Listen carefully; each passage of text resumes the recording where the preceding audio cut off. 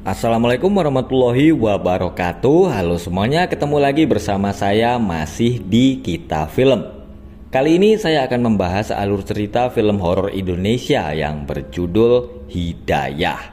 Sebuah film yang disutradarai oleh Monty Tiwa dan dibintangi oleh Adjie Dito, Givina Lokita Dewi, Fany Gasani, dan artis-artis lainnya. Tapi sebelumnya saya ingetin dulu ya, buat yang belum subscribe, ayo silakan di subscribe dulu channel Kita Film. Film diawali 4 hari sebelum video pembukaan tadi. Seorang pemuda yang bernama Bahri bertemu dengan teman satu desanya yang bernama Hasan. Teman kerja Bahri lalu heran saat Hasan memanggilnya dengan sebutan Ustadz. Bahri sebenarnya adalah seorang ustadz muda yang bekerja di sebuah bengkel mobil di Jakarta. Ternyata Hasan ke situ untuk meminta bantuan Bahri. Dia mengajak Bahri pulang ke desa mereka untuk menolong seorang perempuan yang bernama Ratna. Hasan bercerita kalau sejak pulang dari kota, Ratna tiba-tiba menderita penyakit yang aneh. Setiap hari dia hanya berteriak kesakitan dan keluar belatung dari kulitnya. Mendengar cerita Hasan, Bahri berkata kalau dia sekarang sudah tidak bisa apa-apa lagi untuk membantu warga. Pemilik bengkel lalu marah-marah karena Bahri tidak mau menerima uang dari Hasan. Dia berkata kalau hanya tempatnya yang mau menerima Bahri karena Bahri adalah seorang mantan narapidana.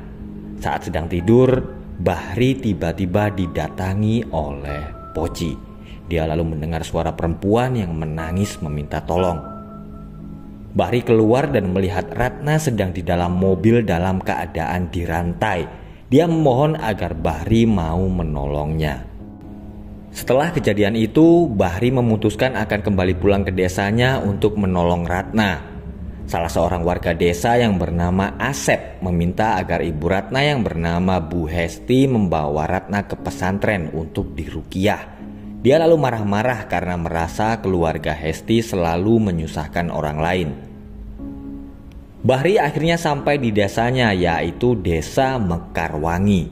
Setelah mampir sebentar di rumah Hasan, Bahri lalu pergi ke pesantren untuk menemui gurunya yang bernama Kiai Fatah dan juga istrinya yang bernama Bu Fatimah. Kiai Fatah sudah tahu kalau Bahri pulang karena ada hubungannya dengan Ratna. Kiai Fatah tidak dapat membantu Ratna karena kondisinya yang sedang sakit. Dia lalu menyuruh Bahri untuk menginap di pesantren. Dulu Bahri dan Ratna adalah guru ngaji di pesantren Kiai Fatah, yaitu pesantren Al-Mu'min. Dan ternyata Asep adalah teman Bahri yang juga menyukai Ratna. Bahri bercerita kepada Kiai Fatah kalau hidupnya sekarang sudah hancur akibat terkena fitnah. Bahri dipenjara karena dituduh telah menyebabkan kematian orang yang saat itu sedang dia ruqyah. Bahri pun semakin terpukul karena ibunya meninggal saat dia sedang dipenjara. Kiai Fatah kemudian berkata agar Bahri meruqyah Ratna. Bahri dan Hasan pergi ke rumah Ratna. Bu Hesti bercerita kalau sejak pulang dari kota, Ratna tidak mau berbicara apa-apa. Bu Hesti lalu meminta agar Bahri mau menolong Ratna dan dia sudah ikhlas dengan apapun yang akan terjadi kepada Ratna daripada melihat anaknya menderita seperti itu. Bahri masuk ke dalam kamar dan melihat kondisi Ratna yang sangat menggenaskan. Tubuhnya dipenuhi borok dan juga belatung. Melihat keadaan Ratna, Bahri langsung keluar dan berkata kepada Hasan kalau dia tidak bisa membantu. Hasan berusaha meyakinkan Bahri kalau dia bisa seperti dulu lagi.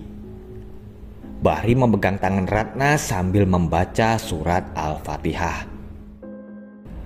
Malamnya setelah Bahri selesai membaca ayat kursi, Ratna tiba-tiba menghilang. Bahri dan Bu Hesti lalu segera mencarinya dan mereka berdua lalu terkejut karena melihat Ratna yang kerasukan sedang duduk manis di atas genteng. Tiba-tiba Ratna menyerang Bu Hesti dan Bahri. Kiai Fatah sedang berzikir dan merasakan kalau Bahri sedang dalam bahaya. Hasbunallah wa ni'mal wakil. Setelah iblis itu berhasil keluar, Ratna akhirnya meninggal dunia. Saat akan dimakamkan, para warga menutup hidung karena jenazah Ratna mengeluarkan bau yang tidak sedap. Salah satu warga yang bernama Burhan berkata kalau penduduk desa Mekarwangi tidak setuju kalau Ratna dimakamkan di desa mereka. Tapi Bahri tetap akan menguburkan Ratna di samping makam ayahnya. Malamnya ada tangan yang keluar dari dalam kuburan Ratna. Istri Asep sedang hamil tua, dia bernama Yanti. Yanti menyuruh Asep untuk memetik mangga muda karena dia sedang ngidam. Mau tidak mau, Asep terpaksa menuruti permintaan istrinya. Saat Asep pergi memetik mangga, Yanti sedang menimba air di sumur. Tiba-tiba seekor ular berada di dalam ember dan menggigit Yanti.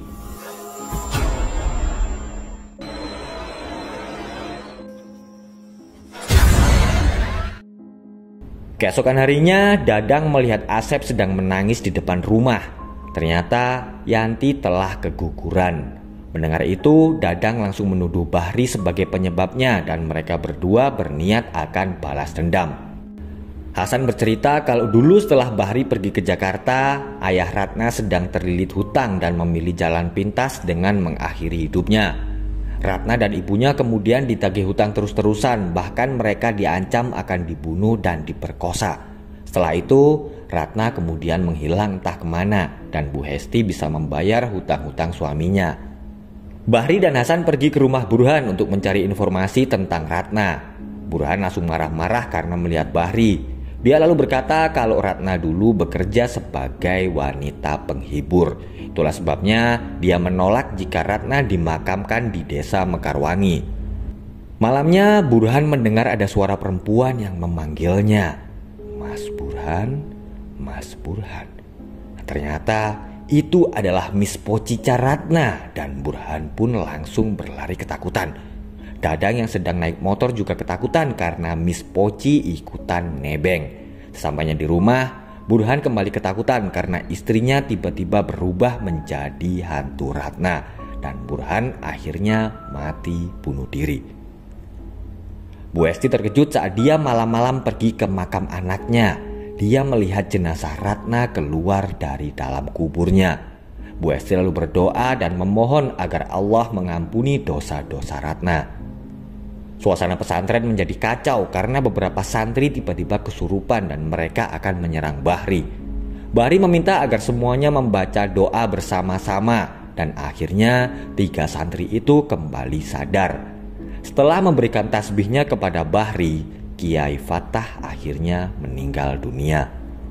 Tidak lama setelah selesai sholat jenazah, Asep, Dadang dan beberapa penduduk mendatangi Bahri. Mereka meminta agar Bahri segera pergi meninggalkan desa Mekarwangi. Seorang perempuan yang bernama Lisa mendatangi makam Ratna, tapi dia langsung berlari ketakutan karena melihat jenazah Ratna yang berada di atas tanah. Lisa akan pulang naik bis dan dia lalu bertemu dengan Bahri. Ternyata Lisa adalah teman Ratna. Mereka berdua dulu sama-sama bekerja sebagai wanita penghibur di sebuah klub malam. Ratna terpaksa bekerja sebagai wanita penghibur agar bisa melunasi hutang-hutang ayahnya kepada Burhan. Lisa bercerita kalau Ratna juga memasang susuk di teman Burhan agar mendapatkan banyak uang dari pelanggan-pelanggannya. Awalnya susuk itu meminta darah binatang, tapi lama-kelamaan susuk itu meminta darah dari orang yang Ratna sayang. Karena tidak mau ibunya menjadi korban, Ratna lalu menolak. Dan akhirnya dia menderita penyakit aneh. Mendengar cerita Lisa, Bahri segera kembali untuk membersihkan nama Ratna. Tapi dia dihadang oleh Asep dan temannya. Bahri lalu menghajar Asep dan bertanya siapa yang telah memasang susuk di tubuh Ratna. Dan Asep akhirnya mengaku kalau yang memasang susuk itu adalah Dadang. Dengan ditemani oleh Hasan, Bahri pergi ke rumah Dadang. Dia lalu menyuruh Hasan untuk segera pergi lapor polisi. Bahri masuk ke dalam rumah dan melihat benda-benda untuk melakukan ritual sesat. Tiba-tiba Dadang muncul dan memukulnya hingga pingsan. Dadang berkata kalau Ratna meminta lebih dari 1 susuk untuk dipasang di tubuhnya, dan itulah yang membuat syarat-syaratnya menjadi lebih berat. Dadang kemudian memanfaatkan Ratna untuk meneror warga agar ilmu hitamnya menjadi lebih kuat. Bahri teringat pesan dari Kiai Fatah yang memintanya untuk qanaah dan tidak berburuk sangka kepada Allah agar doa-doanya dikabulkan. Bahri langsung sadar dan dia lalu berkelahi melawan Dadang.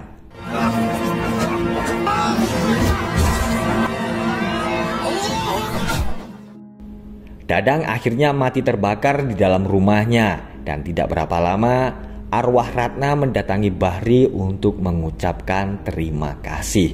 Dan akhirnya Ratna pun bisa pergi dengan tenang.